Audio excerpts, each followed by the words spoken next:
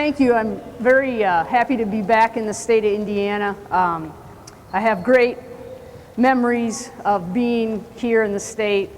I want to thank Keith for inviting me to speak. I don't know if his players understand. I hope you guys understand what a phenomenal coach Keith Freeman is. He's excellent. Whenever I have a question or I don't know the answer or I need something answered, and actually this summer I had both my knees replaced this summer. That's why I have a brace. I'm not trying to be cool or look like a player or anything like that. Actually, I was with my brother Tony, who just got hired at Virginia, with my dad, and we had some questions. We were arguing. I'm like, we need to call Keith, and we did. And actually, Tony's going to run his ball screen offense this year. We're going to run a little bit at Wisconsin, and you guys, he's had opportunities to move on, and this guy is just a phenomenal basketball coach. He's one of the best that I know, and if he had the opportunity to be at Indiana or Purdue, he'd be at a Final Four. I have no question or no doubt, and I just want to make sure that you guys know what an excellent coach he is, and so that's number one on my list. Number two, to be speaking here with Coach Meyer, you're going to get an opportunity to hear a legend who's one of the greatest coaches of all time, but better yet, one of the best human beings in person of all time. And I'm just honored to be on the same docket that he is. And so I want to really say, this is pretty cool. It's a sweet deal. So I'm thankful for that. The third thing that I want to say before I get going, everything that is going to come out of my mouth is not my own. It does come from my dad, who I know I'm his daughter, but is the best coach ever. And it's his own stuff. He came up with it through hard work, through learning, through trial and error, and it's his. He came up with it. There aren't very many people that can say that, so I took it, and I'm sharing it with you, and I just want to make that clear that it's his. So with that being said, I'm just going to explain a little bit about the pack defense. The first thing I want to tell you is that it's a way to play. And I'm not saying it is the best way to play. It is just a way to play defense. And I'm saying that it can fit. If it's something that you think you like, it fits your personnel, it's a style of play that can fit. And if there ever was a defense that had an intangible factor, this is it. To play this defense, this pack defense, it takes an incredible commitment to team play, to playing unselfishly, to playing with a serving heart. And I want to tell you that if you want to play a defense, it's going to root out individualism. And now we're going to get back to what that intangible factor is. You can have a team that, and I told these guys before, because I got a chance to work with them a little bit before, you don't have to have a team that has quick feet or has tremendous speed. All you have to have is a team that has tremendous commitment, like I said, to be unselfish and to play with a serving heart, and you can touch greatness on that end of the floor if you have that commitment. But you have to play it with tremendous heart. You have to lace it up every single day and be committed to playing it hard and with an intensity, and you can't take a day off. If you have a bad day and you don't have the energy to play defense, it is not going to work. It's more about that than anything else. Put you in the system, can it fit, and it's going to work. And so I want to make sure that you understand that this is a system that roots out individualism. And I think the really neat thing about it is that you can measure unselfishness in this system, and you can measure servanthood, okay? And we can do that, and we do that with our team. We measure selfishness by saying when you don't talk on defense, that's being selfish. You can measure by when you're in the pack and you're playing defense and you reach and you go for steals, you're putting your teammate at a disadvantage. That's being selfish. And you can measure that and evaluate that. When you do not block out, that's being selfish, and you can evaluate that. You can go back on tape and you can evaluate that. When you don't put ball pressure on, you can evaluate that. You're being selfish when you don't put ball pressure on. Now you can go back and you can evaluate when you're having a serving heart. You can evaluate when you're talking. When you have a teammate that's really talking and in the gap, you can say, man, you're doing a great job of serving.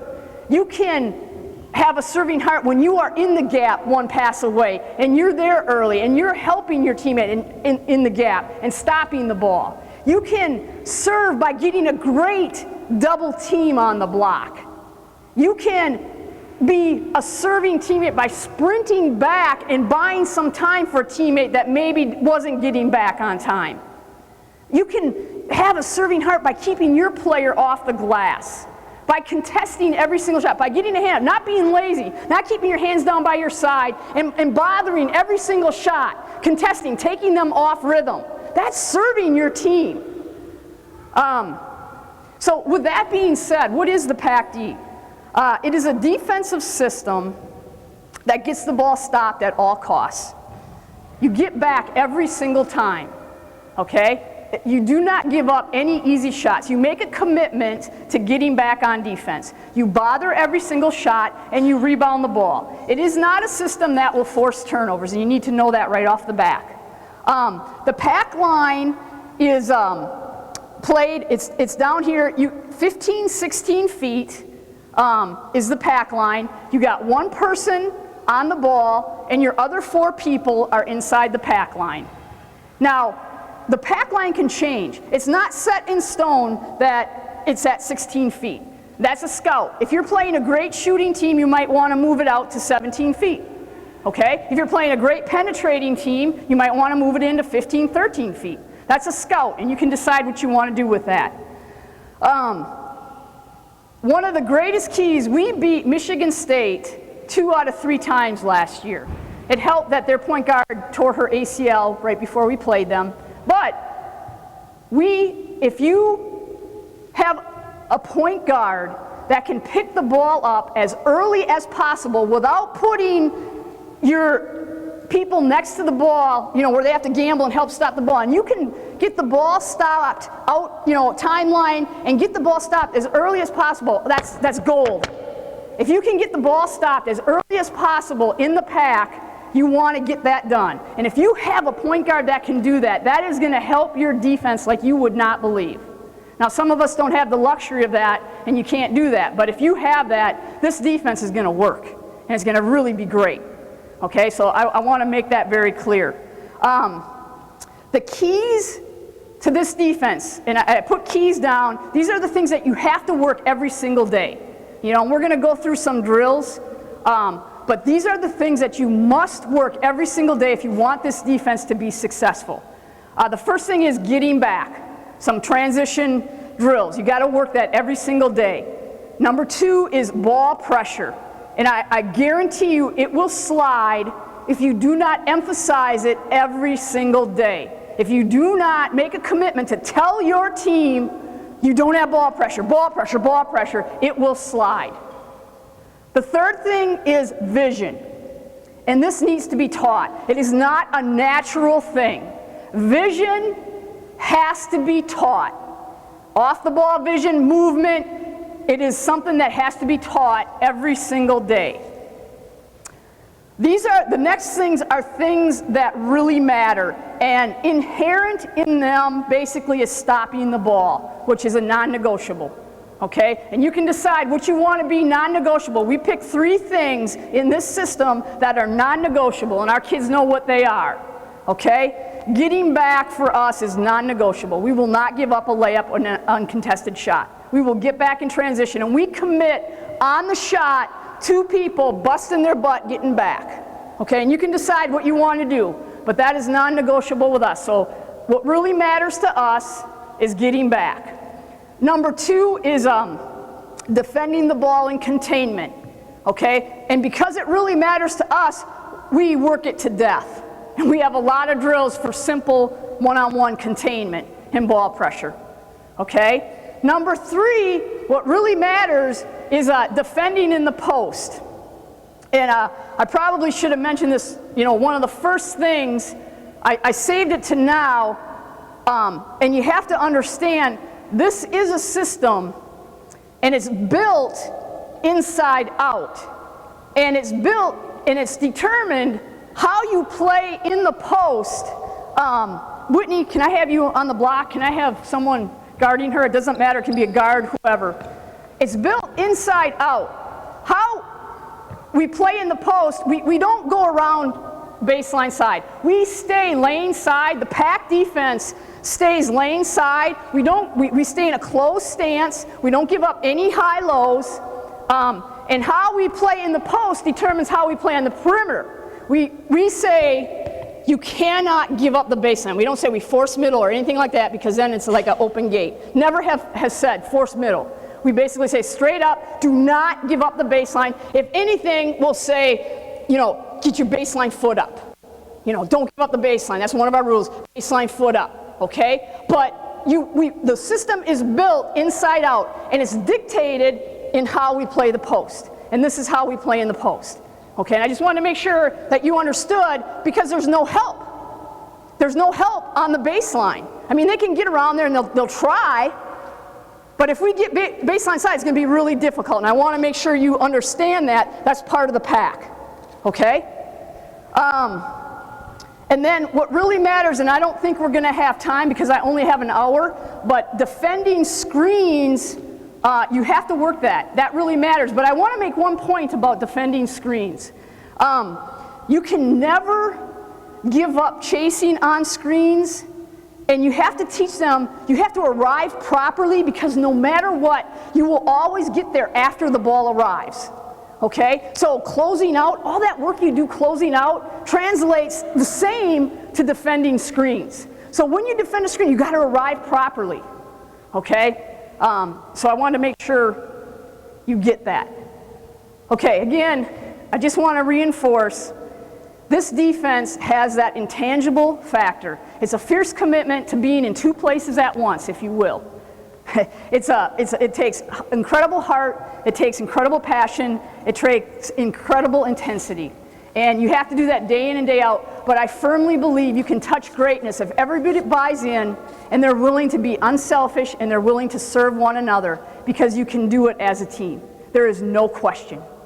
Okay? So with that, we're going to get started, and we're going to start with one-on-one containment drills and build it from there. Okay? So can we start with that group we had on top with the fake game?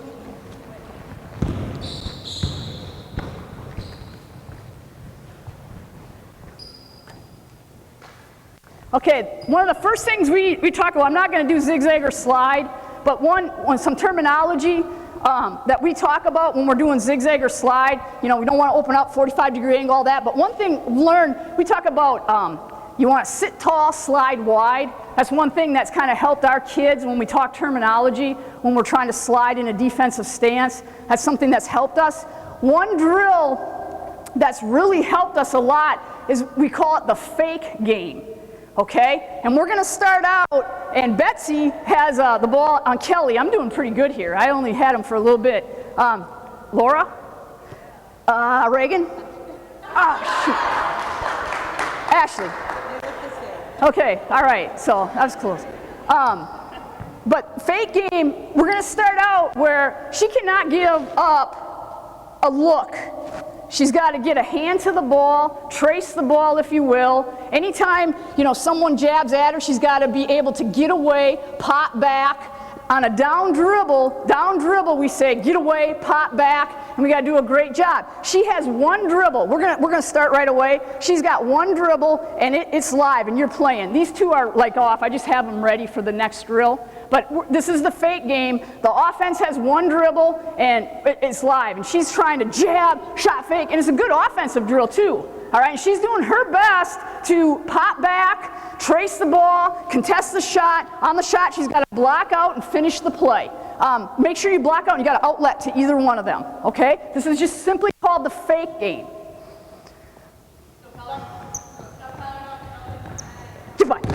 Eyes on the shot. Stay down on fakes. Good, good. Stop, stop, good. That's all. And then you can liven it up to 2 dribbles if you want, whatever you want, but it really teaches them to stay down on fakes, absorb, hand to the ball, pop back on the dribble, all that kind of stuff, okay? So I think that's a really good drill to get it started, okay? We'll move on. Next drill, let's have you start head under the net with the ball. Everything you do in this is, you end up closing out.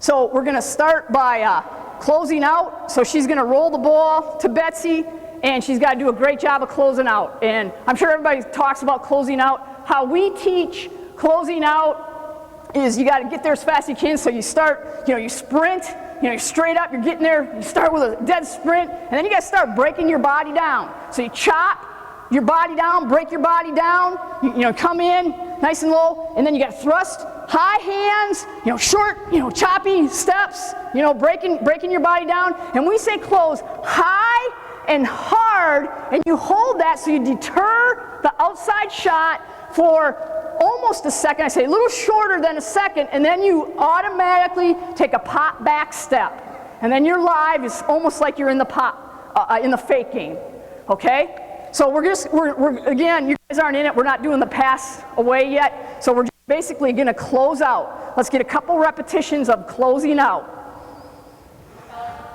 Break your body down. Short step. Good, good, good. Hand. Oh, shoot that ball. Okay. All right. Go again. Go again. I would have lifted that shot. You had her. Okay. Don't be nice. Don't be nice. Short, short, short. Up. Good. Shoot that. That's an uncontested shot. You got to get tighter. Okay, and her feet, do you see how she's a little sideways? She's got to keep her feet parallel. Keep your feet parallel. You got it, Kelly. Here we go. Short, short, short, short. Good, good, good, good, good, good. Step, step. Hand to the ball. Hand to the ball. Down dribble. Get away. Good, good, good. Get away. Get by her. Get by her. Good, good, good. Awesome. Awesome. Stop. Woo! That was nice. Good. All right. Now we'll change up a little bit. Did you see? I don't know. Do you like the term down dribble get away? Okay. One other. I forgot. This is a good one. My brother gave me this one. I like this. He talks about. And I don't know if your players would do this. He talks about protecting your feet. Okay. So when she has the ball, another term, down dribble get away is one way to explain it. Do whatever you can to protect your feet. Don't let the offense get into your feet. You got to do everything in your power to protect your feet. That's another way that maybe your teams could understand it. Another term would be guard the yard. Okay, so you got whatever it is, guard the yard. Protect your feet. Once they jab at you, guard the yard. Hand, it's about a 3-foot, stance, whatever that is. Guard the yard. That's another terminology that maybe your team could understand. Okay, now we're going to add one pass away. I don't know if you notice these boxes here. They're not quite right. We put rectangles, and they're extended probably to this yellow line, and they're more rectangles, slanted a little bit. And this is, if you have a foot in the rectangle when the ball's on top, that pretty much is the position you should be in. One pass away whenever the ball's on top. Okay? And it really gives them a visual as to the help and recovery and where they should be. Did you have a question? No? Okay. I'm sorry. I thought you did. So that, if the rectangles will help about 3-4 feet, that will really give anybody when the ball's on top the position they should be one pass away. What the drill is now, she's going to again close out, pass the ball to the wing, okay? And then just Ashley's just going to punch the gap a little bit. She can, punch baseline. She's got to adjust, keep her vision, okay? Pass it back. She's got close out, back top, pass it again to Laura. Same thing, but when Laura passes it back to top, it's live, okay? So she's got to work vision, positioning, kind of the same thing, okay? So here's the drill.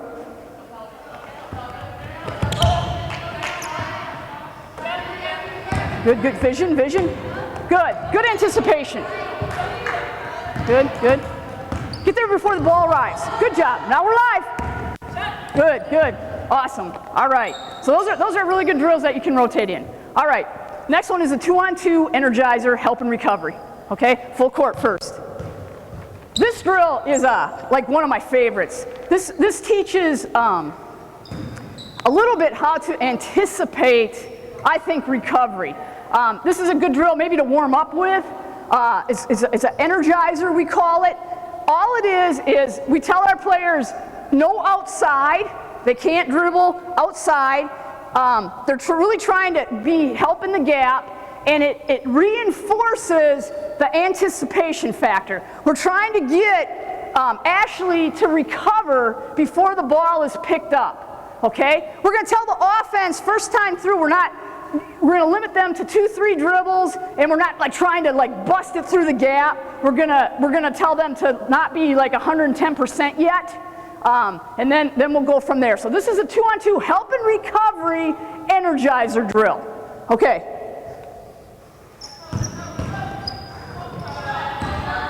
Okay. Be a little bit more active in the gap. Be a little bit more active in the gap. Show a little bit. Okay. Oh, stop. You guys punch the gaps. You're trying to go outside. Let's see you guys be a little bit more active trying to punch the gaps, okay? And then our defense, I'd like to see you exaggerate no matter what. I'd really like to see you like show a little bit more in the gap, okay? Kind of just exaggerate your help, show, and get back, okay?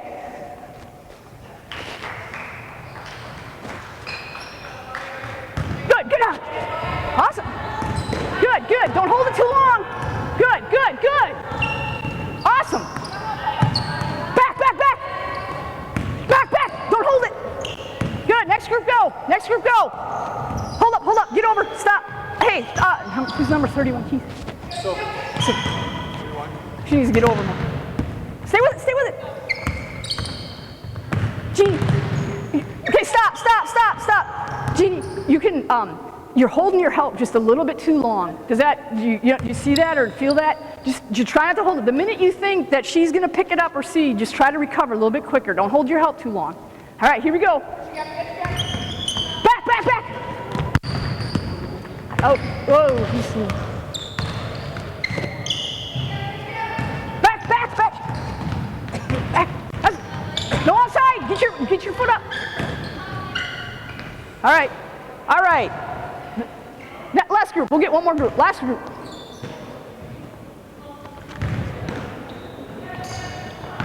Good, Kelly. Yes. Kim. Hustle over.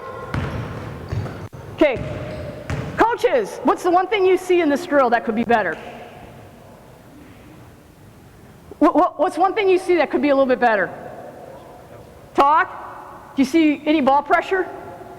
Very little ball pressure. Yeah, we gotta get someone getting really after the ball. And I know I said 110%, but I'm telling you, if you don't say ball pressure, it will not go. It will not step up on its own. Okay, this drill, we're gonna get after some ball pressure. This is the core drill that we do every single day, and this will be the last kind of containment, one pass away gap drill, and it's a 3-on-3 closeout. So 3-on-3 closeout drill.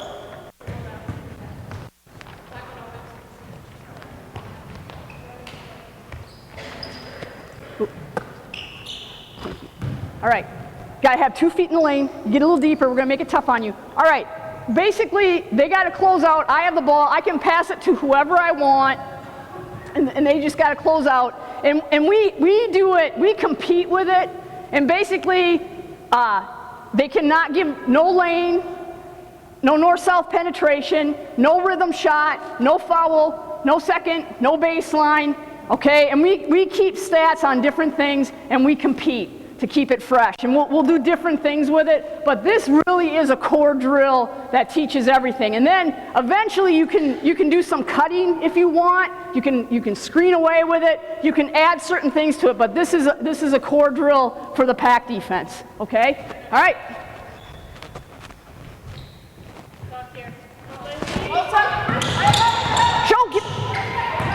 Good, nice. Ball pressure. Get up on it. Stay with it. Good, Betsy. Stay up. Dead. Good contest. Nice shot. We can't end on that. No way. Come on, one more. You want to rotate, or you want a new group, or you guys gotta get a stop. All right. Got to end on a good one. Go, guys. Go. Hand up. Good. You got her, you got her, you got her. Talk. If you got her, make sure you talk. Talk. Good, all right. So that's good. That is the 3-on-3 closeout drill. All right, let's get some post D on here. Let's get post offense and defense on the block. And then let's get 3 perimeters unguarded on the perimeter. Yeah. We'll just go through some post positioning, show you how we play. One visual we give our post players is that we tell them we draw a line from the ball to the rim, and that's the line that you play. Okay? So there will be times if the ball gets in the deep corner, you will play the baseline side. Okay? And that's a visual that they understand. Draw a line, ball to the basket, and that's the line that you play. Okay? So that helps our post defenders decide if they're kind of in a bad area, how they're going to play. We also put tape down because the mid-post area, they're always like, well, I don't know where, they always have questions. Are they mid-post? Are they whatever? So we put tape down across the second hash. This hash mark right here, we'll put tape all the way across because they say, well, what's considered the low post? Okay? And I don't know high school, college, but that's what we'll put tape all the way across, and that's considered for us the low post area. Okay? So the low post, we got to keep the ball out of the low post. Okay? And we 3/4 front. Now, when the ball is at the wing, our job is we say no direct pass in. And when the ball goes in, our job is to make that pass, make them move toward the baseline to catch it. And if we do that, we're doing a really good job. No direct pass when it's in that area that's a little bit more difficult. Okay? So that pass, if we can make them move toward the baseline, that's great. The emphasis behind the pack, what my dad always said is that he's not going to allow an average post player or a poor post player to beat him. Okay? He's going to make everything at the low post player or at the low post be contested. He's not going to give, by fronting or by being physical, he's not going to let anybody lob on him. He's not going to give any uncontested shots up. Everything in that area is going to be contested. Now, if there's a post player that's just dominant and that can score over contested shots, then he's going to bring a double team. And that's the premise of why. The other area, and the other time I would bring a double, is I would look at stats, and if there was a post player that had a tendency to turn it over a lot, I would bring a double team. I would look at stats, and if there was a post player that was very poor handling the ball, I would bring a double team on them. That's the other area, or other time I would bring a double team. But for now, one-on-one in the post, you're in a close stance whenever the ball's on top. If they're in the low post area, you never ever let the ball in from on top. Never. Okay? You're in a closed stance. Don't let it in. When it's at the wing, you take away the direct pass. You make them move toward the baseline to catch. When the ball goes in, you use air time to get behind them and contest the shot. Okay? That's basically the rules for the post when they're in the low post area. Okay? So all we're going to do is we're going to move the ball around. You guys are going to do a good job of being in position. Okay? And that's it. Keep your feet live. Keep your feet live. Keep your feet live. Keep your feet live. Good, good, good, good. Good. Throw it in there. Throw it in there. Throw it in there. Throw it in there. Good. Get it. Get it. Good. Jump. Good. Oh, stop. Stop. We're not going to bring the double yet. We worked on that. But that's awesome. Good job. All right? Good. Did you see how quick she was there? It was blind. It was awesome. All right. So just position. We'll swing it around one more time. Good, good, good. Nothing in from on top. Close stance. Good, good, good. Good, good, good. Good vision. Good jump, jump. Contest. Don't body up. She's got her dribble. If you chest her, she's still got her dribble. All right, that was good. Now, what happens if she gets outside that line? She's at the mid post. Okay. Our rules then in that area are on the side. Okay. So if she's here, you know, we'll kind of play on the side. If she's out a little bit more, we'll play behind. Okay? Now we love it. If we get them out at the mid-post, the beauty of the pack is ball pressure on the ball, we're in our box, she puts the ball down, we're really good at digging, you know, digging in there and snatching it and really bothering, show, get back. And we feel that if we get someone pushed out the mid-post, we're dynamite. You know, if that post player puts it on the floor, does any of that, we feel we can get there and do a really good job. So that's one advantage of the pack, okay? So, you know, if you're questioning that, that's really nice. That's a really good thing about the pack, okay? So positioning mid-post, if it gets out, that's what we do. Doubling, we'll go through that. Let's get 3 defenders. We won't do the split-up drills. 3 on the... This is when the one time it probably becomes a zone is when the big-on-big double team is on. When it does become a zone is, and if you guys go ahead and exchange. Let's really try to catch them. We'll see if we can do it. And let's kind of be live. Let's try to rebound it. We'll see where we're at. We're going to swing the ball around.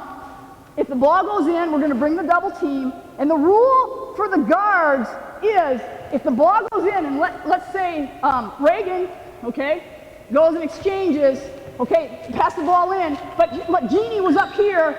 Laura, she's got to yell, bottom, I got bottom. She's got top. So you yell top, bottom, because she's got to fill, and that's kind of when it becomes a zone, and they got to stay, and she'll take who she's got here, she'll stay there. Okay? And that's what we do with our guards whenever the double is on. Okay? All right, so let's do it live. Let's go and see what we got.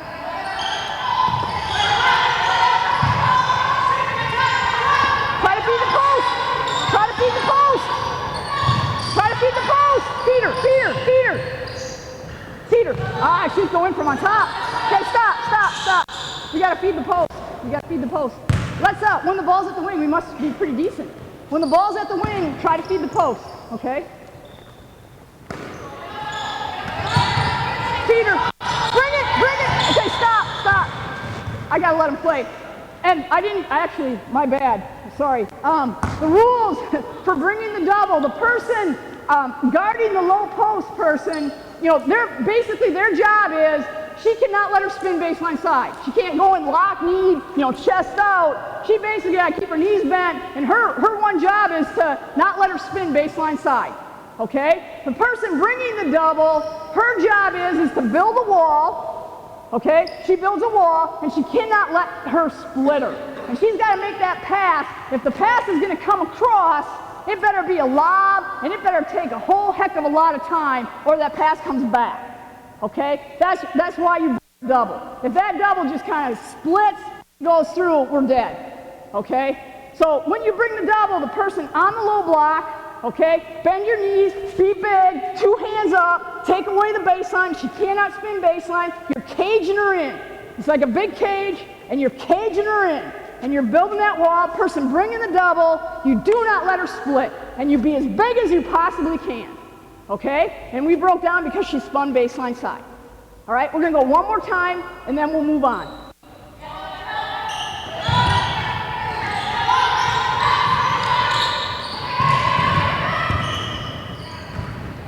Good. That goes out.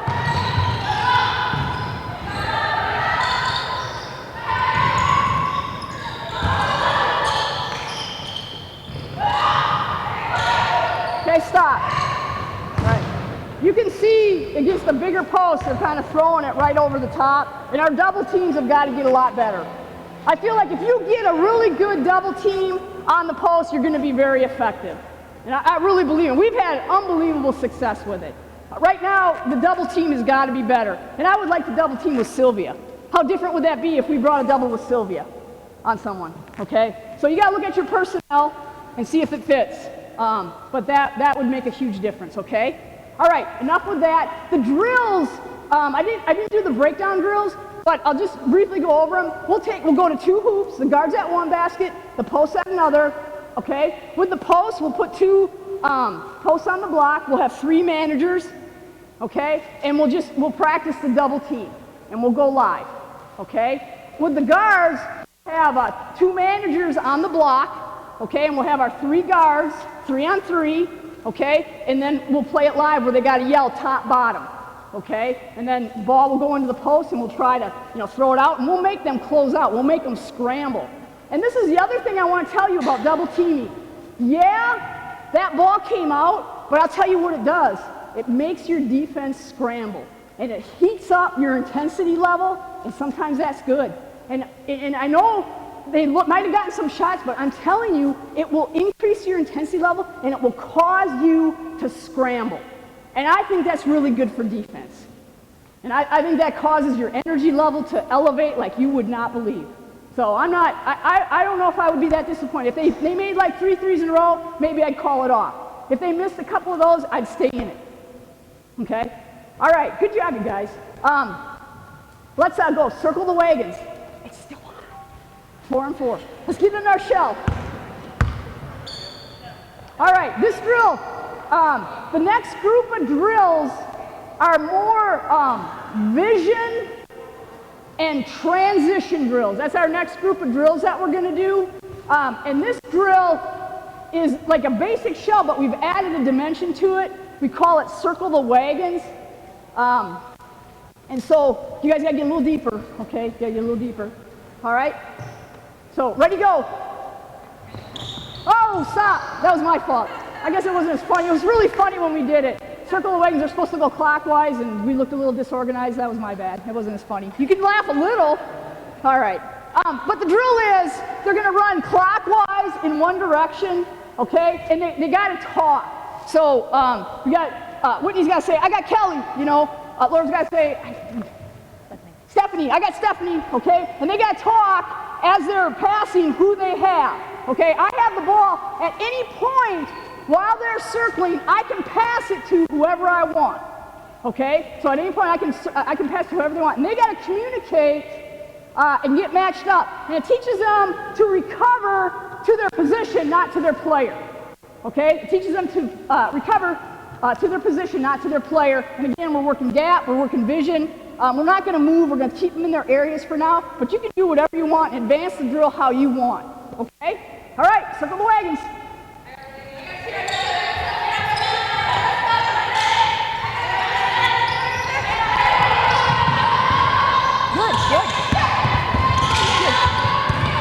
Good. Up. Ball pressure. Step. You got help. That's why we're in the pass. Okay, stop. They got to understand, ball pressure, that's the reason you play the pack. If you don't put ball pressure on, that's why someone's in the gap right next to you. You got to trust that. They got to learn to trust one another. All right, that was really good. The next drill is the switch drill. Okay, everybody remember the switch drill? The switch drill, kind of the same concept. This is a little bit tougher. Black will have the ball. Skylar will have the ball on the wing. They're going to be live. When I yell switch, the offense becomes defense, okay?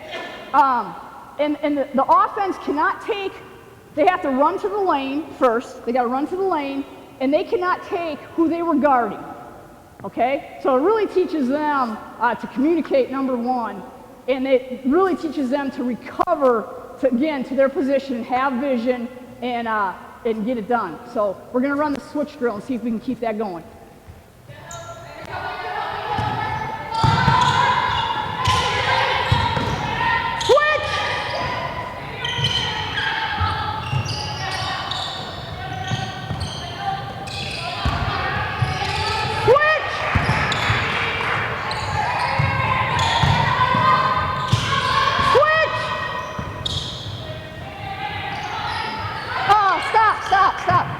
Is being really nice.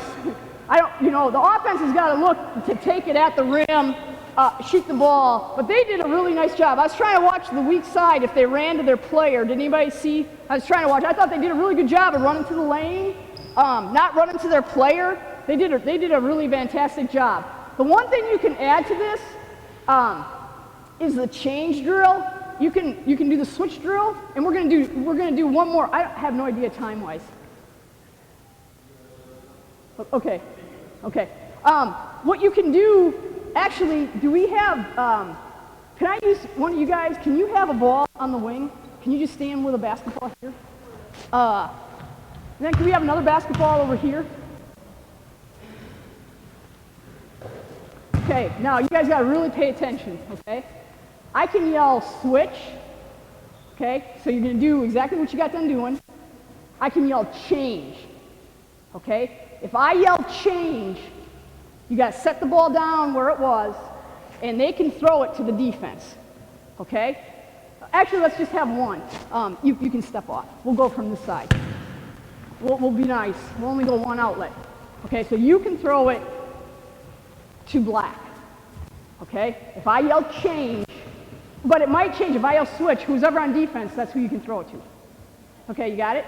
All right. So you can add it so they can really, they got to concentrate. If I'm yelling switch or change, they got to talk, and now they got to get back. Okay, so they got to know, you got to know, if I yell switch, you're not going to be guarding the same person. So who you have now, you're not going to have.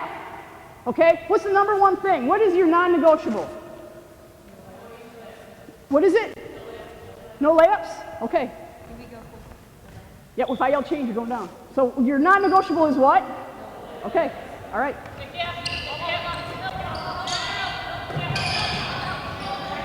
Switch! Oh. Stop, great block out. Nice block out. Very good, very, very good. Good job, Coach. That's nice. All right, let's go again.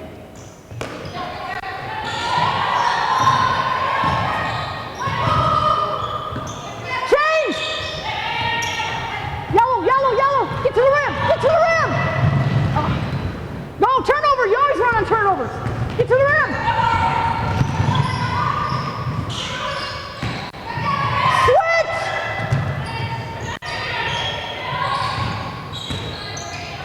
Lane! Skylar, get the lane! Switch! Oh. Stop. All right. The layup, but all right. But you guys kind of see the drill. It's really good. That's a nice drill.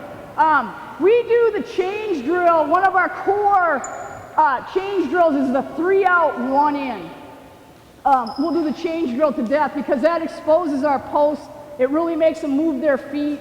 So we'll do the same change drill, but it will be 3 out, 1 in. Okay. Actually, I'm way ahead. I got one more transition defensive drill that I want to show you. It's really good, and I can't remember where I got it, and I would love to give them credit, and I forgot it. But let's get our two groups of 5 on 0, and then 5 on, yep. Like that. Yep. I don't have a name. I just call it transition drill. 5 on 0, 5 on 5. You can name it what you want. You can call it Wisconsin. That would be a great name for it. You can call this Wisconsin. That would be really good.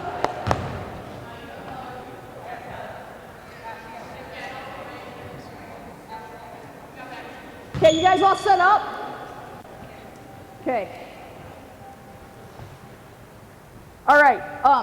The drill is, these guys are coming down. It's a great way you can work your execution 5 on 0. So, you know, if you got a new set you want to put in, your motion, whatever you want, they're going to execute 5 on 0 down, okay?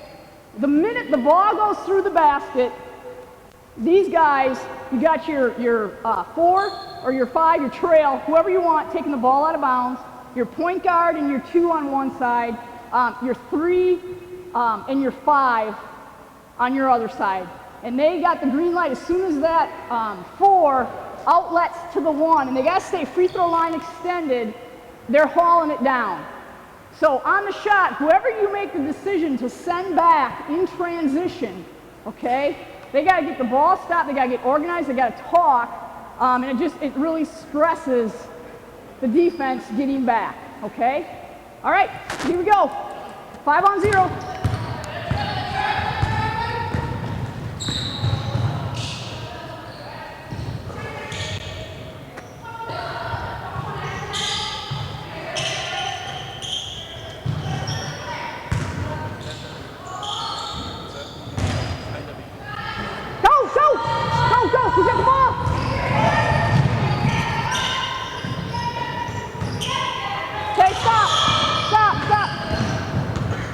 good. My bad. Do you see, we were backing up. We didn't get any ball pressure stopped early. Let's do it again. Let's see, let's commit. You got to get the ball stopped, 3-point line at least. You know, if we can get the ball stopped, yellow line, volleyball line, that'd be great. You got to get commitment to someone getting the ball. I got ball. You know, and start sliding, you know, and getting that ball stopped, and applying some ball pressure, at least that early, okay? All right, here we go.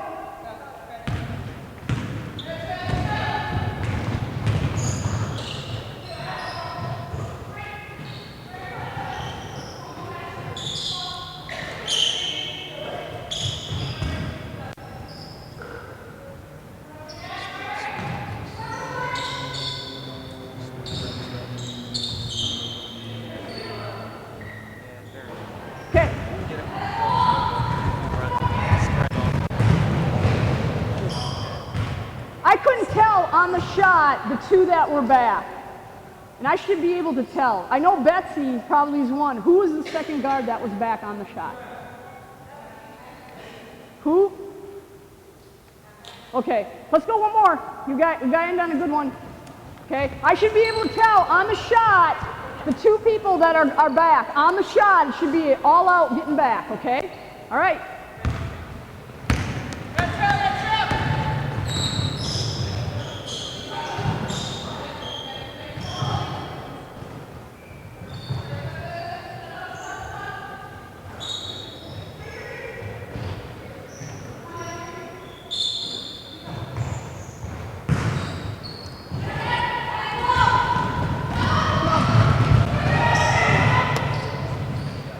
All right, well, I think you got an idea of the drill. It's a really good drill. You know, and you got to make sure, I wasn't paying attention, I was thinking of other thoughts. You got to make sure they don't creep, you know, in too early. Free throw line, they got to wait until the point guard outlets and then they got to go. Otherwise, it's almost impossible. But it's a really good transition defensive drill to test and talk and that type of thing. Man, they deserve a hand. They did a great job. They're awesome. I guess I have some time definitely for some questions. If you have any questions, yes. What was that? It's post. It's automatic. The simpler, I know that's, you know, but it's big on big. The simpler it is, they know where it comes from. There's no question. And just stubborn, yep. Just stubborn that way, and we'll rotate and we'll practice. We know where the 4 out, we know where the post is, and we'll just practice it, and we'll get our rotation, and that's what we do. And that, you know, and that's a scout too. We'll know where the shooters are, where they line up, so we can shade. Like we don't, you know, when we do the top bottom, if they offset, you know, we'll know and we'll shade more towards the shooter when we do the top bottom. You know, that's you know the great thing about film. So we can scout and shade more towards the shooter when we do that.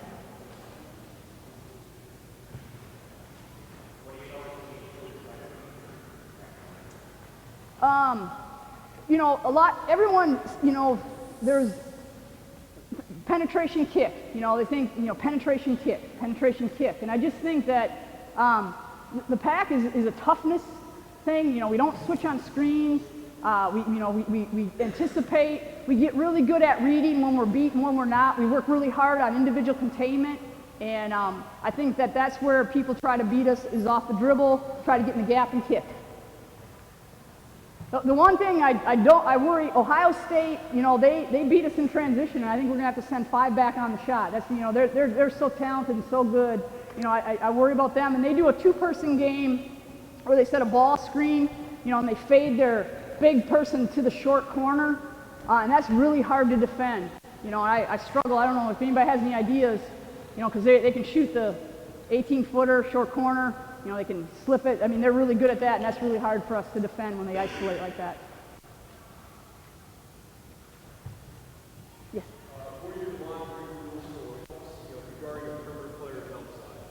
Well, yeah, they don't, the rules, they don't have to be in the lane because our post players, they don't have to help with our post players. So they basically have a foot on the line. That's the great thing about the pack. They can be right here, you know, they can be here, but they don't ever have to be over here. You know, that's why they can recover quicker. You know, because the post player's always contested. Their body's between their player and the rim. So when they're playing, you know, they can be right here on the weak side.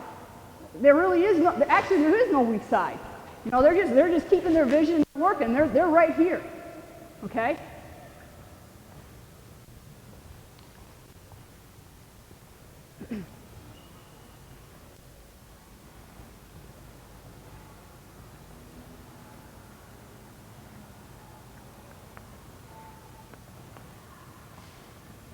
I do have, oh, go ahead.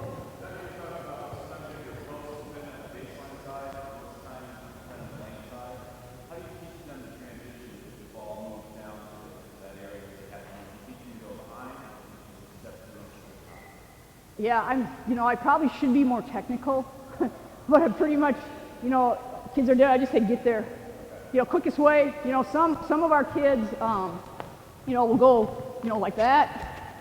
Some will do the open up thing. I just get there, man. Don't get your feet tangled, don't fall, just get there. And the quickest way you can get there, you get there.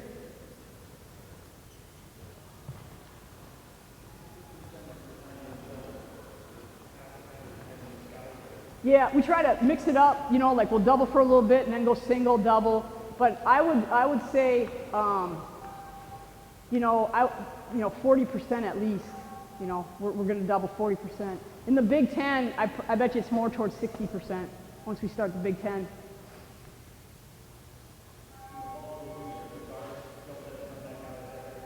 Yeah, that's the one thing I did not. Thank you. I did not. Whoever passes the ball in, we lock up.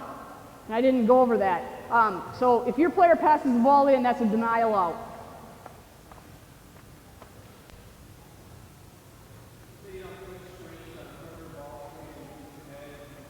Yep, we hard hedge, and that's a scout too, but we won't switch.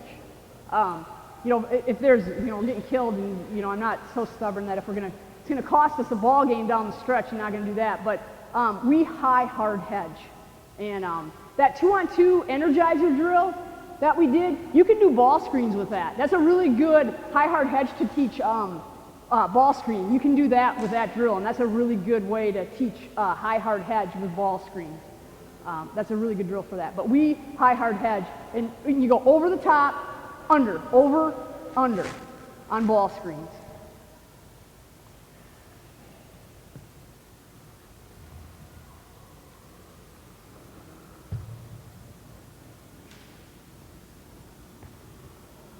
Cool, I haven't oh, sorry. I thought I was out of here, man. All right.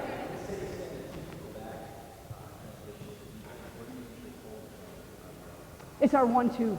They know who they are, and there are certain teams will send 3. But it's our 1-2. Last year was Ray and Alyssa, and then whoever they know who they are. So when they go in, they know who they are.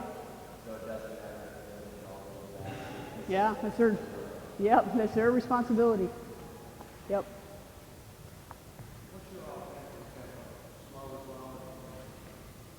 No, any opportunity you have, make good decisions, but if you have numbers, we want to get to the rim and get the easiest basket we can.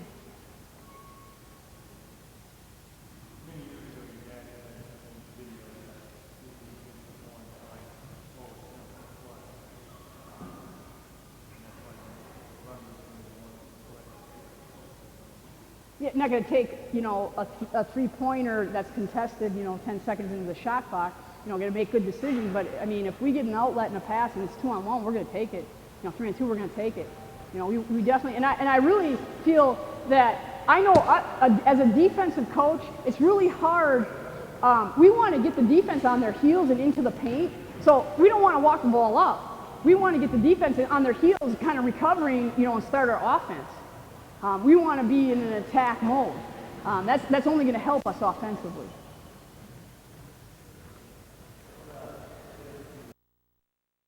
Coach Meyer's been great to me, and I was never more proud of this man than when I watched the ESPYs, which I'm really not an ESPY guy, and I went through that whole show and I listened to all the crap in sport that we hold up and say is great.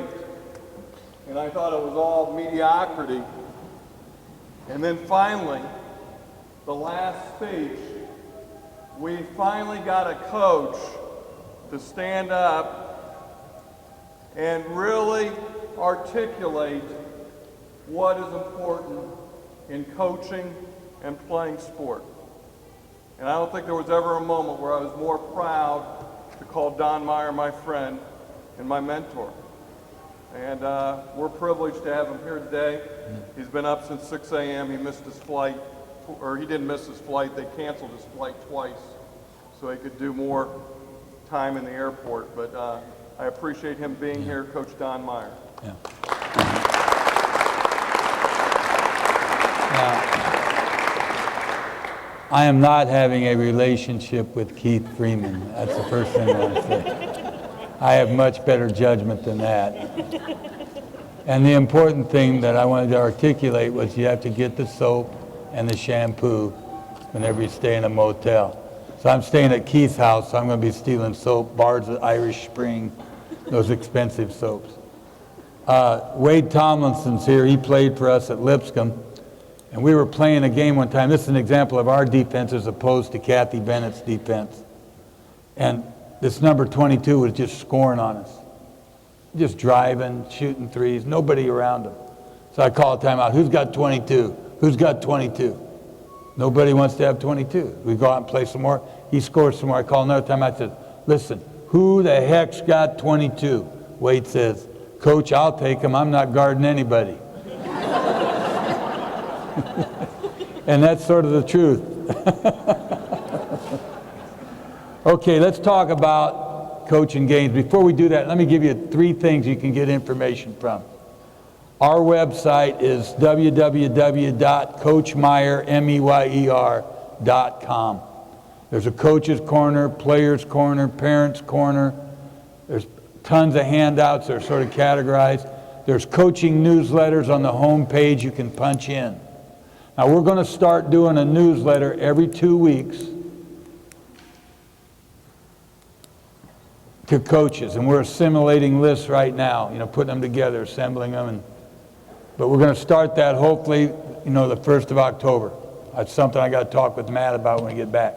Now, 2 people to email to get stuff. Email Matt, M-A-T-T .hammer, H-A-M-M-E-R, at northern.edu. Matt.hammer at northern.edu. Ask him for the Coaches Clinic packet. Email me, M-E-Y-E-R-D, at northern.edu. Meyer.D at northern.edu. And I'll send you a packet of a bunch of spiritual stuff and then a bunch of basketball stuff. And it's a ton of stuff. It's about 2 inches thick. So, I just can't bring it with me on clinics. Now, let's talk about coaching games. Let's talk about coaching games after you've played a game. Bill Parcells said, by the time I hit the tunnel, I was thinking about the next game. By the time I hit the tunnel, I was thinking about the next game. There are games we are thinking about the next game while our game's still going on, because the game's over. We've beaten them. And we'll have somebody go in and write maybe the opponent for the next game on it, particularly if we're playing Friday, Saturday, which we do. We have a short turnaround, Friday, Saturday. Tom Osborne said, I always celebrate every victory, and I'm usually done by the time I hit the locker room. So in coaching, you can't ever celebrate the victories. And by the time you're able to celebrate them, you're probably in the first stages of Alzheimer's, and you're in a nursing home drooling on your Afghan. Because you got to stay ahead of the game. You can't enjoy it because you're coaching. If you enjoy it, that's like a surgeon who has a great surgery and goes, and he's dead. You can't enjoy it very much in coaching. And I hate to say that. Your enjoyment comes in different things. You don't have to be smiling to enjoy it. Marty Schottenheimer, by midnight following any particular game, whether they won or lost, he didn't want to hear anything about it. Either celebrate it to midnight or mourn it till midnight, but forget about it at midnight. and go on to the next game. Now, celebrating, volleyball is a great sport to celebrate in. You know what I mean? Because there's no transition. So you can get a spike and go, woo, with all the girls doing that, and then they hold hands and sing a few songs and give their testimony, and then they're ready for the next play. Well, you know, our teams have always been sort of stoic, but maybe you do need to have a chance to celebrate a little bit, just keeping it with about, you know, this kind of stuff and out of this world, or I don't know how to do the signals for all these things, but drawing attention to yourself, I don't call that celebrating, I call that showing off. But people need to celebrate victories a little bit, you know what I mean? Good little play. We like this if a guy gives us a good pass. Not a, hey man, but a, just hey, nice pass. Not to draw attention, you know, sort of like a good tip, not too flashy, but not cheap. Just a good tip. Then, you know, momentum. I think in girls' sports, momentum's a bigger factor than it is in boys' sports. Because girls are more emotional, they collect lint. I've been married 15 years. My wife turns over, hits me with a big lint ball. You know, those things will kill you, those lint balls. I said, what's the problem? He said, 15 years ago on our honeymoon, you did this or that. And 10 years ago, well, you're just never going to have any fans here at Lipscomb because you got no personality. I said, why did you marry me? He said, to change you. Now that's a confidence builder right there, you know what I mean? Momentum's an important thing.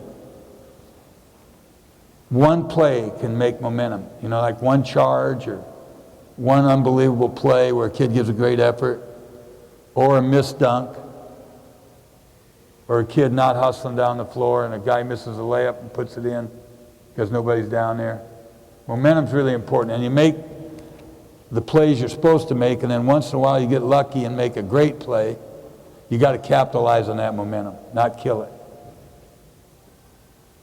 Next season, you lose your last game. We used to let them shower and then we'd meet with them 10 minutes out with the leaders for next year.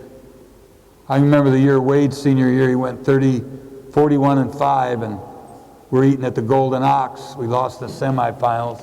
Didn't score the last 5 minutes, which is pretty tough when you've averaged 111 a game. And we met with everybody except the 4 seniors. Now we lost,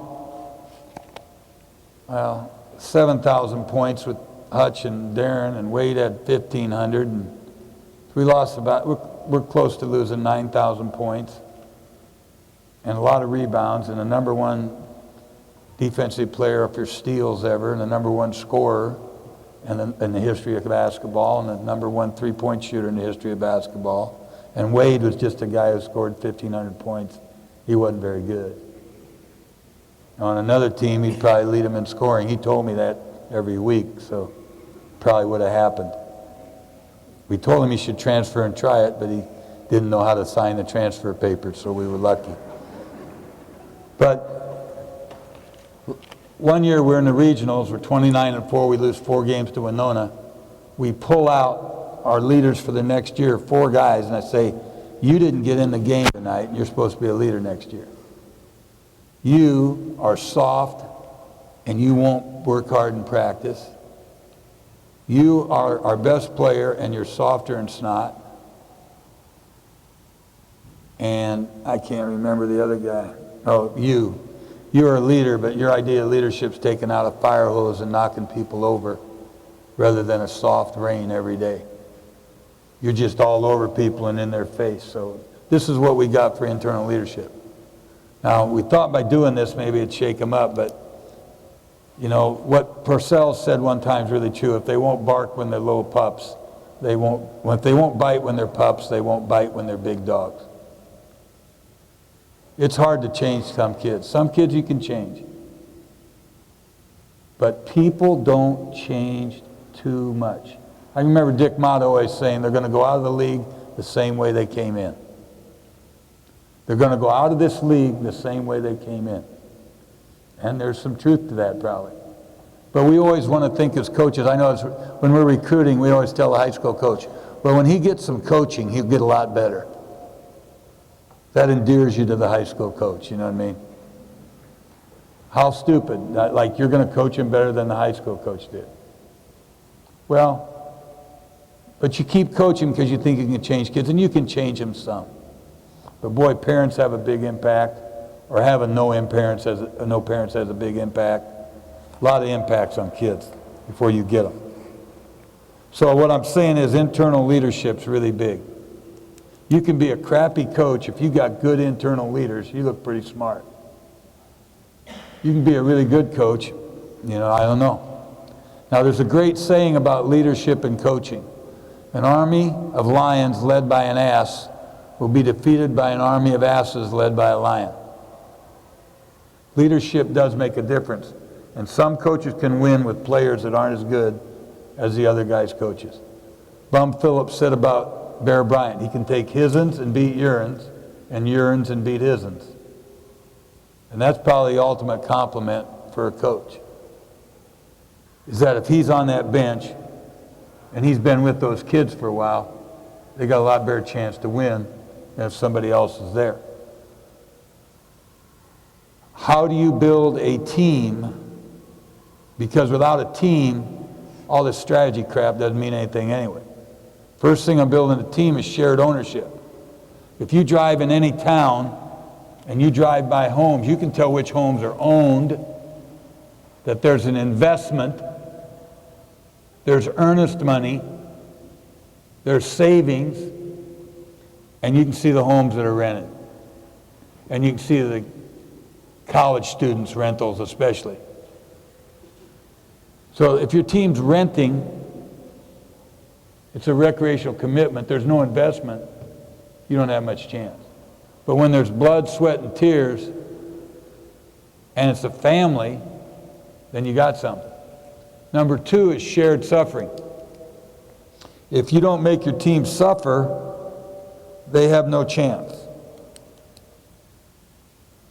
No waterboarding, that's supposed to be torture. That's nothing. Let them train to be a Navy SEAL. I'd take all those guys that were terrorists and I'd let them go through SEAL training, and they'd spill their guts in a second. That's not torture. That's what we do to our own troops. In fact, I'd like to take every member of Congress and put them through Navy SEAL training, and maybe all the suckers would die. I tell you, what a bunch of gutless, spineless, lying whatevers. It's a joke. It is a joke. It's just whoever they're talking to, they say whatever the heck they got to say. They're always running for office. I'm glad I live in America, the land of the free and the home of the brave. My God, when has anybody ever said that? We're just apologizing every day for who in the hell we are.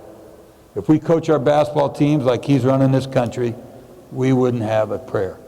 I don't care if you're Democrat or Republican. You got to have some testicles if you're a man, and I don't know what else you got to have if you're a woman, but you better have something.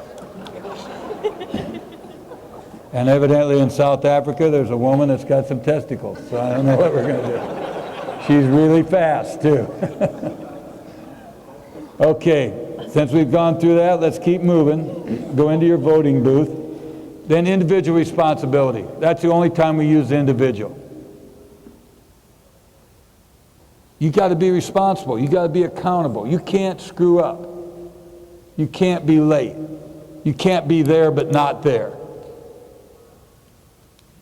Keith was talking about some girls being recruited and she's yawning. And he said, hey, you're going to get up a lot earlier than this to practice, so you better not yawn in front of me, or you're going to be in big trouble. He said from that time on, there was a good relationship with that recruit because she knew what was coming off. She was going to be individually held responsible. I need to have an accountability partner. I'm a bad guy. I'll do bad things. I need to have good people around me that will make me be accountable. Be responsible. And I think that's a big thing. Then collective pride, the last thing. And as a coach, when you're saying my team, I, me, talking in the third person, I mean, that's that army of lions led by an ass. Everything's got to be we, our, and us, unless you're taking the blame for your team and protecting them. I got out-coached tonight.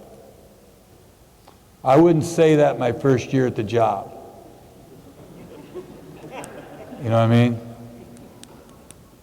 I'd won 700 games when I went to Northern, and I started getting letters right away from some guy who forgot to put his name on the letter and would mail them from different towns just telling me I sucked. And he hadn't even seen me, I hadn't even gotten out of the press conference. They would give me FedExes that I wasn't any good. Doesn't matter where you go, you can't please everybody. So you got to please yourself. I replaced the guy with a speech impediment at one job, and he would sing in the shower. You can't please everybody, but you got to please yourself. And you do. He thought he's a great singer, and that's all that mattered. You know, it doesn't matter what anybody else thinks. If you're in the shower, you can sing all you want. You've got to please yourself, because you're not going to please everybody else. If you think you're going to please everybody else, you're just going to get frustrated in coaching. It's a lonely business sometimes. It's just you and your dictaphone. Now, it's game day every day. But I like this Lonnie Kruger rule. Plan, prepare, practice, and play like you just lost your last game. If every day we went and planned and prepared and practiced and played like we just lost, when's the worst time to play a team? When they lost the night before. We're praying all the teams we play on Saturday night, won on Friday night. Because they got a burr under their butt when they don't. It's when you catch teams sometime, isn't it? They can beat you every night, but that one night you caught them on the right night. Guy gets 2 fouls right away and the coach takes him out. All those little things happen. The moon's right. Just right. But I like that rule because most of us, we're our worst, you know, like Pogo, we have met the enemy and he is us. We destroy our teams because we get cocky. As Dick Bennett says, success weakens, it deludes. We can't let that happen. We've got to be on edge, you know what I mean? We've got to have an edge. I've got one clinic, it's an hour and a half of just how to stay on edge in every aspect of your program. Because you got to have an edge to be good. Doesn't mean you have to hate people, but I mean you got to have an intent, attentive attitude. Now Sunday, if we play Friday, Saturday, we'll have a light thing where they do some fundamentals and work on individual skills. We might, it just depends on how I'm feeling and what we're going to do. We'll do mental work. We'll try to talk with each kid. You know, Tony LaRusse has got a red fungo bat. He's never swung it. Batting practice, go out in the outfield, he'll talk to one guy, leaning on the fungo bat. Then he'll walk up to another guy, lean on it, talk to that guy. He's having a meeting without having a meeting. Try to have some meetings without having a meeting. Don't get them behind your desk. Because when they're sitting, you're behind the desk, they're in front of it, that's an adversarial situation, you know what I mean? I'd like to give you a key thing called a 1-minute assessment. And you need to get this exactly. Here's one thing you guys or you gals are doing good and why. Here's one thing we can do better and how. Now that's great. Here's one thing you girls are doing well and why. It's so good. Here's one thing we can do better and how. Now then we're on the same side, getting better. I'm trying to help you. But you get all the credit for doing one thing well, and that's why it's so good. 1-minute assessments. And we make them. I'm making constant need assessments during this clinic from what is and what should be, like who's having problems staying awake, or you know, what I got to cut short or throw out because they're running out of time because I don't want to run into Vance this time. So, you know, you always make need assessments. Now, our guys sign in every day. They put their name, the resting heart rate, any tests they took, any tests that are coming up, and then there's a blank area we can put You've got mail, see coach. Up above we might put, we're working concessions tonight. We got concessions tomorrow for homecoming. Just general things that we got to do as a team. But they sign in every day. If they don't sign in, then they have to run. Everybody runs. Sometimes don't make the person who didn't sign in run, and then they get the crap kicked out of them by the other people. You know, that's good too if you like violence. A little violence isn't all that bad sometimes, especially with guys. Because guys can fight. They go in and shower and they come out and they have short-term memory loss. You know, they're off having fun, they're buddies. Did I hit you today? Oh, well, I don't know. Oh. You know, they're not too smart. But girls don't forget. And that's what's bad, see, because that builds up and then in March might come back to bite you. Might come back. And nothing worse is one girl taking another girl's guy. Doesn't matter if he's ugly or in a mud fence. They're just, it's a pride thing, you know, and then you're in trouble. Now, we don't have an open area for our team, so we got a water cooler by my desk. They get water. But it'd be nice to have sort of an open area you can sit in and lounge in and talk. That's nice. But maybe we'll have that someday. Don't complain about what you don't have. Just use what you have. John Wooden didn't have a secretary ever. Never got a comp car. Never had a shoe contract. Had to walk up 3 flights of stairs to practice. He had to sweep the floor and take the chalk off. He said it was very hard for me to sweep in a straight line when the gymnastic girls were practicing. Because it was just all over the place. A lot of things John Wooden didn't have. He made $32,500 his last year of coaching. $32,500. So, you know, don't complain about what you don't have. You have to use what you do have. Now, we practice in the morning, anywhere from 5 o'clock to 6 o'clock, depending on the time of the year. Sometimes 6:30 if we're only going an hour later in the year. Why? Because we can drive somewhere and recruit. You know, we drove 17 hours one way to Albuquerque to make a 2-hour home visit and then drove 17 hours back.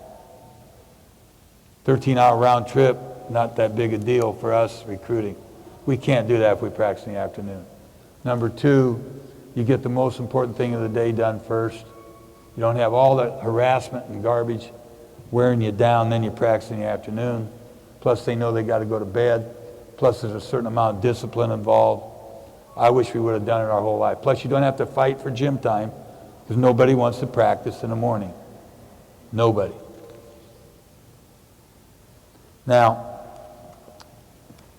our guys will come in for afternoon work. I'd rather just crank it up once if I was playing. But our guys would rather practice, lift, then come in the afternoon and shoot some or work on skill. I'd rather just do it one time, but they all like to come back in later and do it. Now we got to make sure that's shooting and we're not killing them, you know, and we're doing some teaching, but we're letting them just sort of work on their own and we rebound. It's called sweating with the players. That's what Patino calls it.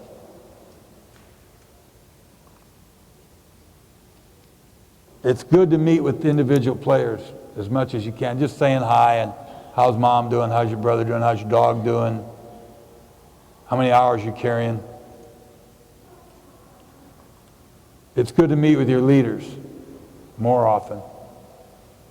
Let me give you, and remember you can pick captains, but you can't pick leaders. So captains don't need spit. It's who's actually controlling the locker room. Who are the leaders? Well, there's a DVD called Don Meyer Way. It's pretty good because it's got our guys in the locker room at halftime. And it shows you who's controlling the locker room. Who's doing all the talking. Pretty interesting. But the thing that is big to me is Wooden has these rules meeting with his leaders. He'd bring them in, he'd say, number 1, you have to be our hardest workers. If you're not our hardest worker, you're not going to be a good leader because they're not going to have any respect. There'll be no credibility when you want to confront a teammate because you're not one of our hardest workers or our hardest worker. Number 2, take care of stuff off the floor. A good leader gives of himself or herself So they take care of all the crap off the floor. Well, Sylvia doesn't have a car. Well, then somebody drive her butt to practice. Roommates. So, you know, if your roommate's not here, that's your fault. You're checking, it's a buddy system. Check on each other. The third thing was let the coaches take care of everything else. You don't need to supply strategy as a player. That's a coach's job. Now, a great saying is, if your best player is not your hardest worker, it's going to be a miserable year even if you win the state tournament. If you can get your best player to be your hardest worker, then you really got something. But that doesn't happen very often, so you better appreciate it when it does. How many of you know what the NOAA machine is? You know, we went to this fall, and it's really sort of helped us, I think.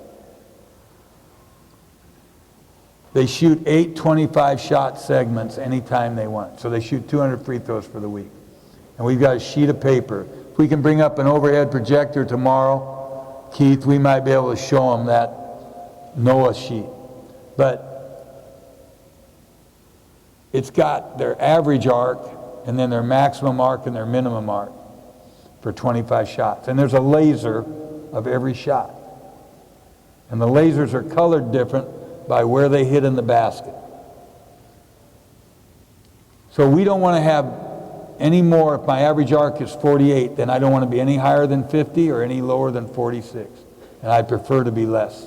Chris Mullen made 25 threes in a row, and every shot was the exact same arc. That's almost a miracle. That's like Robin Hood shooting arrows into Little John's arrow. That's what you got there. But that tight band, same stroke every time. 3 inches higher on the arc, or 1 degree higher arc, 3 inches shorter. 1 degree flatter arc, 3 inches longer.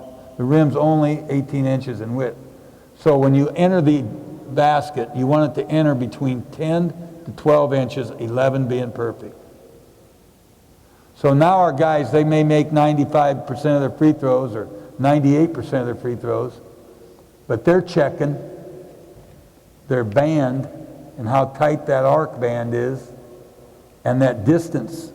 We want a gap of no more than 9 inches on the distances. 18 would be the back of the rim. 1 would be the front of the rim. We want to see that, you know, like maybe 15 to 6 would be 9. Well, that's fairly tight, but even tighter, you know. And that's how guys start to visualize. Now, great golf book said 3 words on being a great golfer. See, feel, trust. See the shot, feel the shot, trust the shot, trust the stroke. You get those guys thinking, and they're screwed. They can't do it. You know, the good golfers, they just walk up there and hit it. But they see where it's going to hit first, they feel it, and then they go ahead and they swing. You can't think about it. You got to trust your stroke, but you got to work on that stroke. Mondays will take off. Bear Bryant said, your best players have to be ready to play on Saturday, not Wednesday, Thursday, or Friday. So if you got kids that are playing heavy minutes, you can't practice them like you practice the other kids. You got kids that are redshirting, you can't practice them like the guys playing heavy minutes. The redshirts should be doing more. They should be lifting 4 times a week. They should be doing skill workouts like crazy. You got to vary your practice for what each kid does. Not everybody can train the same. Now they got to do some things the same, but numbers of repetitions, things like that.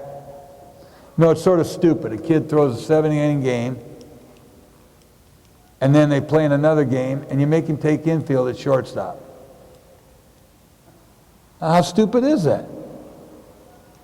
Or better yet, go to right field and uncrank 2 good throws to third base. Then the kid comes in and his arm's falling off, but you can't figure it out why that happened. You got to be smart, you know. You don't let the horse be ready to plow when it's time to plow.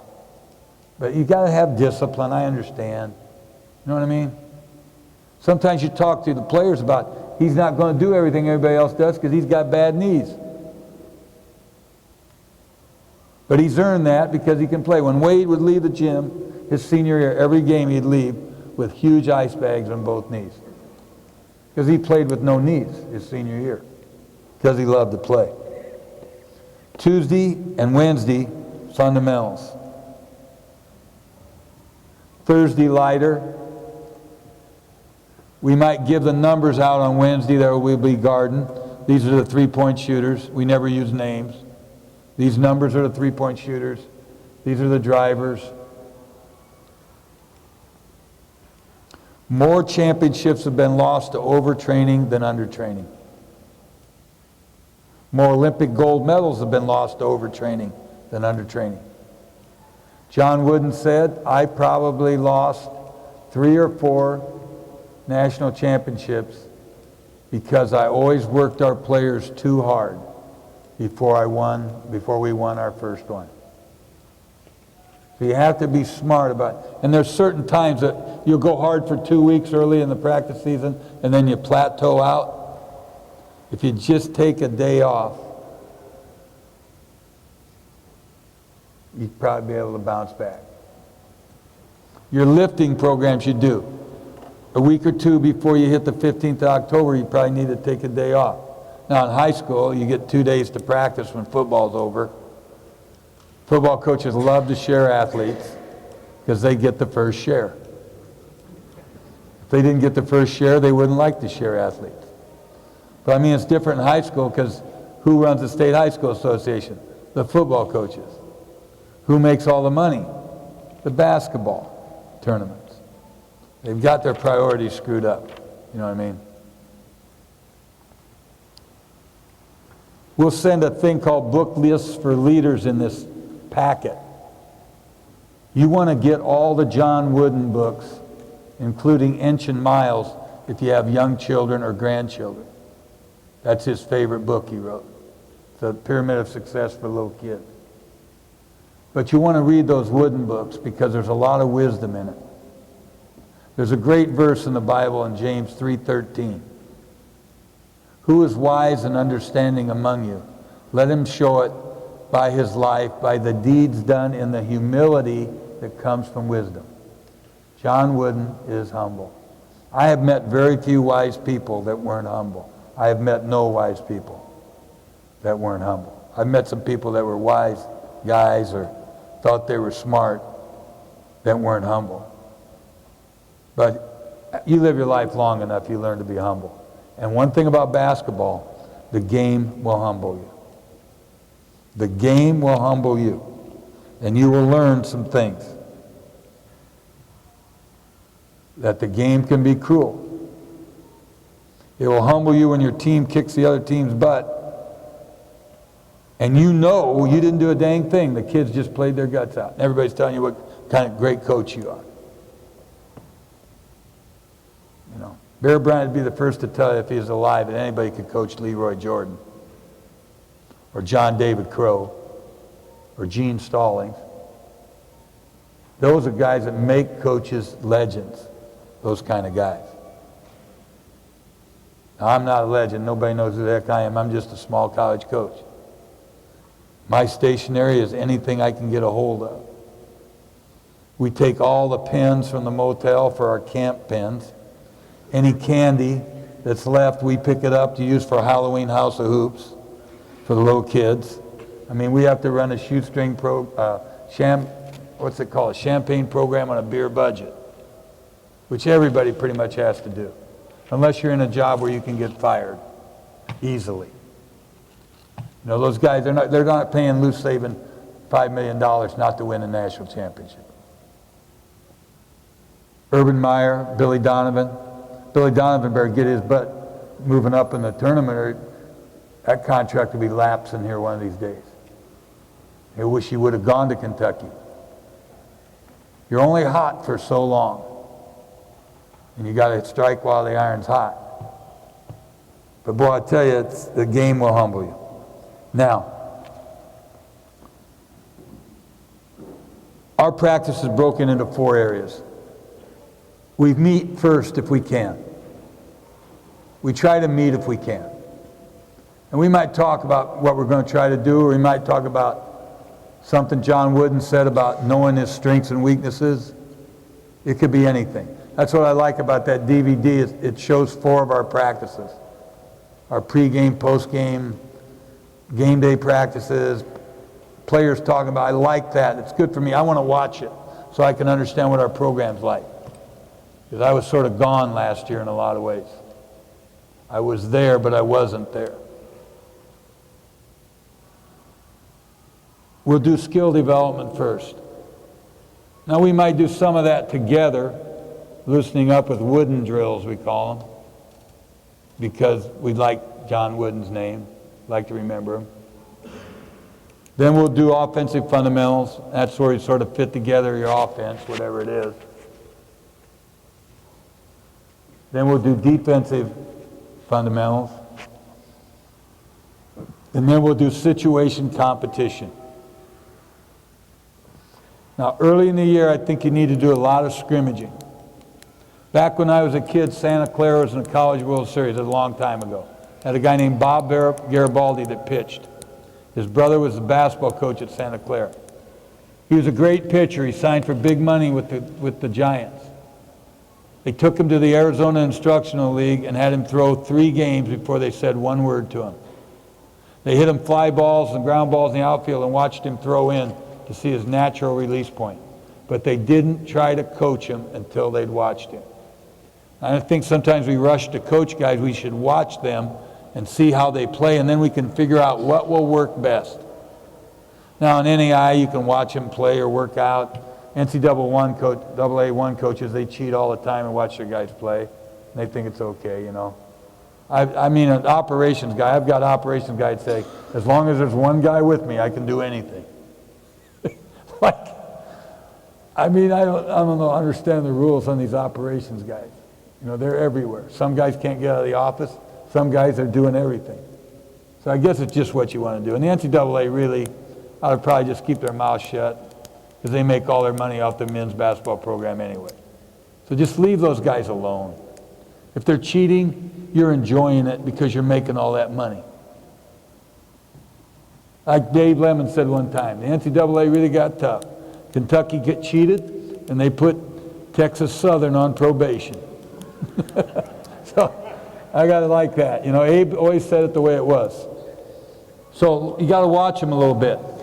So scrimmage a lot in the preseason. You know, the first 3 weeks if you got it. Then you won't have much in high school. We like to play stop and score. Team A has the ball. They're trying to score on Team B. Now, we don't give them the ball out here. They got to inbound it from the baseline or over here, or get a loose ball, but they play. They got to try to score. Well, B's trying to stop A. If B stops them, goes down and scores, that's a stop and score. B wins. 5 does some push-ups, or the other team slaps them. We like to play for slaps. They love to play for slaps when the coaches are involved. But if Team A scores, then they can stop Team B. They still got to score to win the game. It's got to be a stop first and then a score. If neither team stops and scores and they both do some push-ups, then we go again. But you want to play short games. You're going to play to 7 million. That puts a big premium on the turnovers, doesn't it? Just like it used to be, well, we're billions of dollars in debt. Now we're trillions of dollars in debt, and nobody seems to care, except my great-great-grandchildren. But I mean, what does it mean to these suckers in D.C.? That doesn't mean a thing to them. It doesn't mean a thing. Money doesn't mean anything because they got everything. Healthcare, all I want's what they get. I just want what Ted Kennedy was getting. That's all I want. But we'd all be bankrupted. So it's funny, you know, it's funny how it works, you know. As a coach, if you ran it like a senator, you'd lose your team in a second because they'd know you were up here and they were down there. On a good team, one or two players do the dirty jobs. On a great team, everybody does the dirty jobs. And that starts with the coach. If you won't suck scum as a coach, don't expect your players to suck scum. If you don't pick up trash, don't expect your players to pick up trash. If you're not a stand-up guy or gal, don't expect your players to, take responsibility and not make excuses. Got some great handout stuff. I don't know where it is for sure, but it'll be here tomorrow for sure. Like John Wooden's card that his dad gave him when he graduated from elementary school. Some really good stuff that you'll want to get. That's cards that we don't send you in this packet.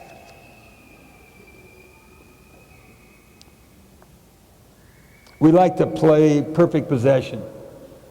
Where you're on defense and you got to play perfect defense for 35 seconds.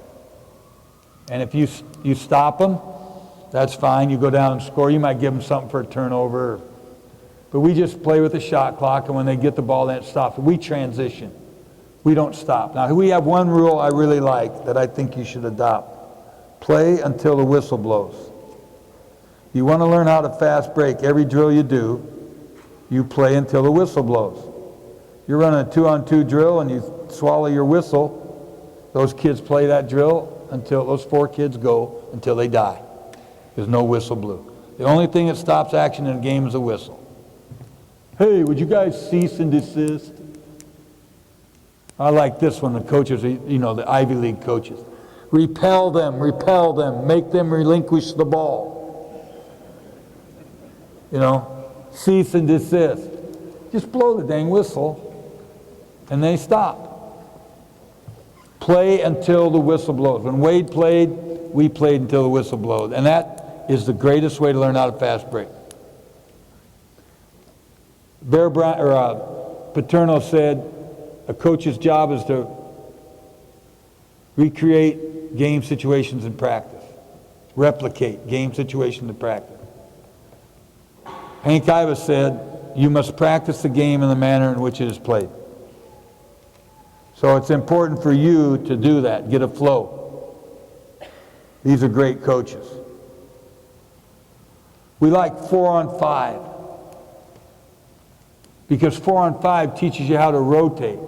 It teaches you how, when you're on offense, to keep the ball ahead of the traps. So we start out 4 against 5 full court.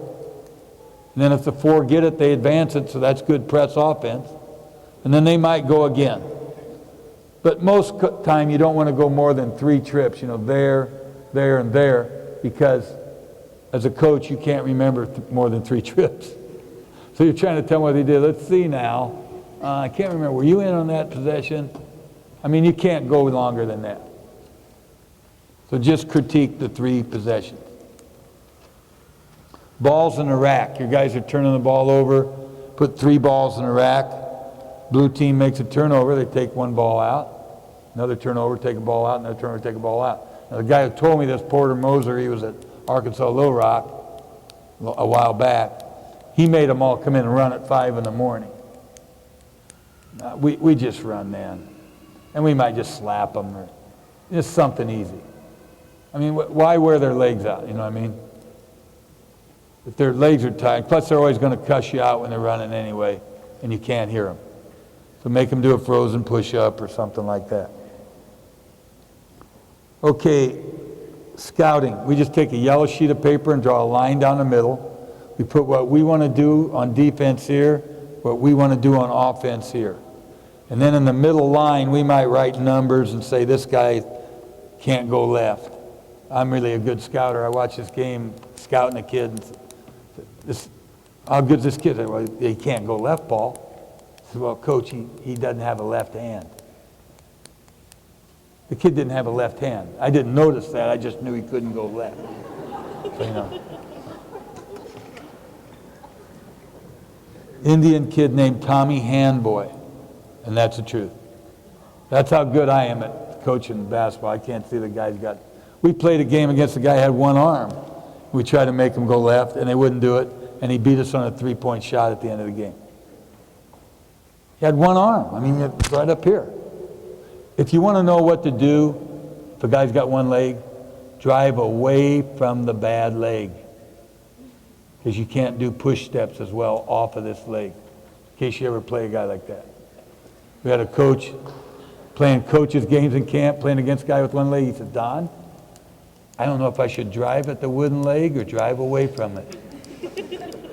I finally know from experience I can call him and tell him, I'm going to call him. Right down, I called Jerry Dugan and tell him you got to drive away from the bad leg. Okay. Bill Foster was scouting. He was a great coach. And he had all this stuff. He's in the press box. He's laying out all his scouting stuff.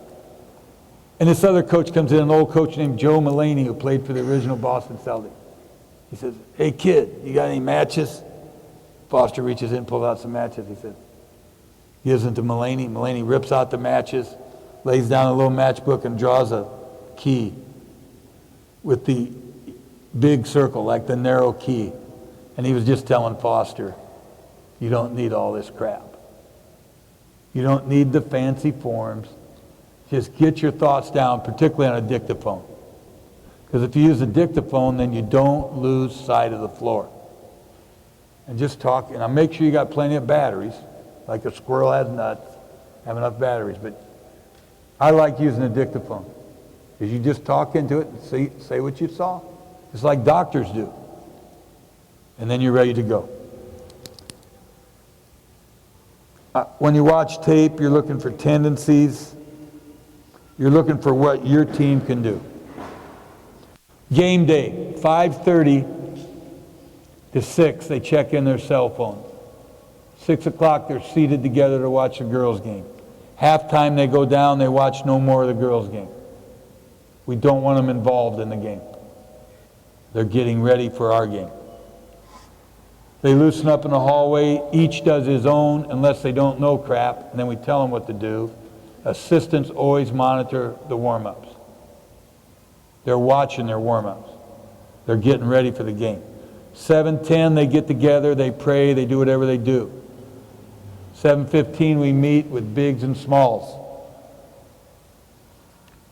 Guards call it the final four. They give them 4 things. Our scouting report's 1 sheet.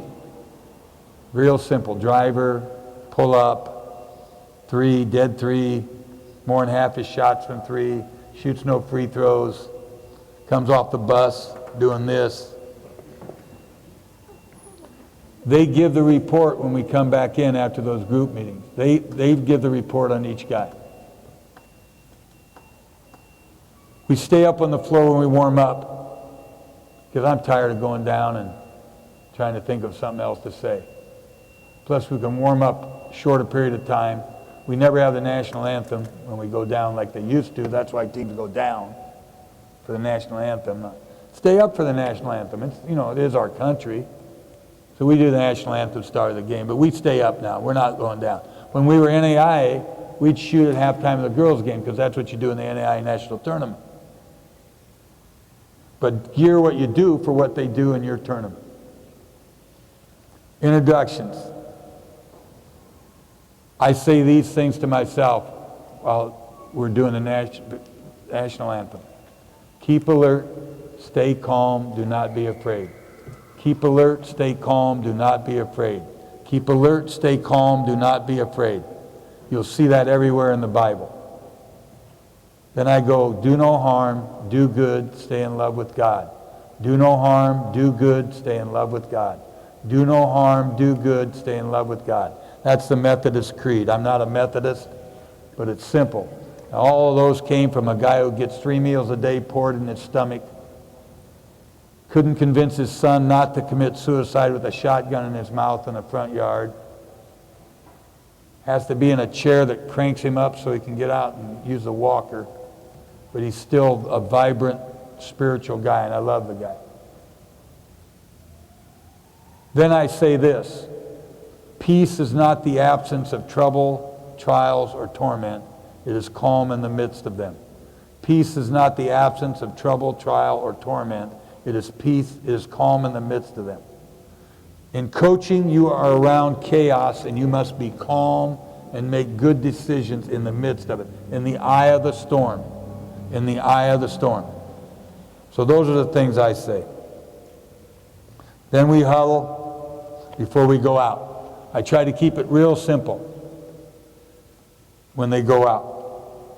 Our bench, bigs, coaches, smalls, guard coaches are here, red shirts are the end. Little Jake sits down there. Nate, our head hydrator, 51-year-old fetal alcohol syndrome Indian kid, goes to church with us. Never paid for a meal after church. He's our head hydrator. Our assistant hydrator is a 23-year-old Down syndrome kid with the longest tongue in the world, Jared. Has to hug everybody. Loves Matt Hammer, so when he comes to the coaches, we just shove him off on Hammer. Those are our guys. Little Jake, about this tall, 9 years old, got everything wrong you can have wrong with you. All he can say is, "Are you ready?" and "Yeah." So we turn him loose in the locker room while our guys are in there. So he walks up to everyone going, "Are you ready?" And then they go, "Yeah." And that's all he says. But those are three guys it's good for our kids to be around. So we have a timeout. Then you got to decide what stats you want to keep. We don't really keep any. When we suck, we know it. We don't need stats to tell us. Some guy had to say, "You've missed 10 shots in a row." I thought we hadn't scored for about a half. Okay, timeout. Coaches get together. What do you got? Players sprint over. Point guard, guards, bigs. I don't care if they flip-flop, but bigs on one side, guards on the other side. Hit the bigs usually to get their attention because they're so stupid. The guards, they think they know everything, so hit them too.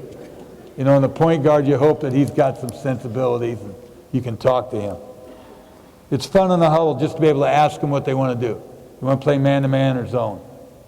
And they'll want to play what's best to play. But you don't ask a bunch of rookies that. They'll go, "Well, which one is which?" You got to have a veteran team before you ask them questions like that. Substituting. Assistant does it. Assistant knows what combinations we want for zone, pressure, holding it, what our best group is. Abe Lemon said one thing about a timeout. The only thing they're going to remember is the last thing you say. The only thing they remember in a timeout is the last thing you tell them. So that's a good one to remember. Halftime, we go in, they got a quadrant. Defense, offense. What we did well, what we want to do better. A lot of times there's nothing up above on the do well. But we wanted to put down the things they did well, the things they want to do better. When we come in, it's almost exactly what we have. So we just go over it with them. And that sort of gives them ownership a little bit, And the older guys do most of the talking. Okay, a 10-point lead's a tough halftime. A 10-point lead's a really tough halftime with a 3-point shot. So I would chew their butts out with a 10-point lead. If you're 10 points down, when they're doing good, chew their butts. When they're not doing good, try to encourage them, that kind of thing. You got to use your judgment on that. You got to have a feel for it, Coaching is not a science, it is an art.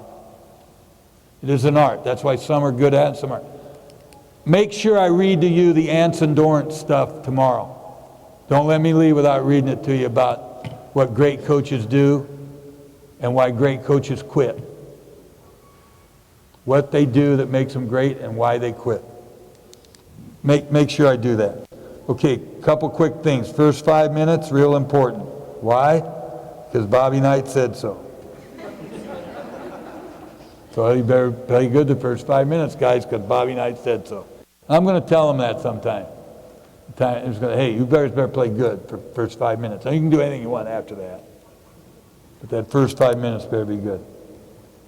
If you're in a good league, almost every game is going to be a one-possession game.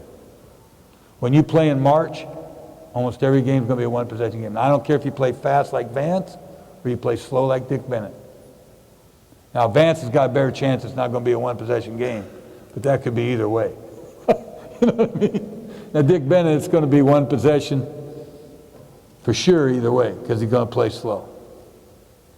But in good basketball, you just can't blow people out, and there's going to be runs. I like this rule by a guy who was a great coach in the state of Colorado. Not as great as my buddy, who was the greatest ever and got fired twice.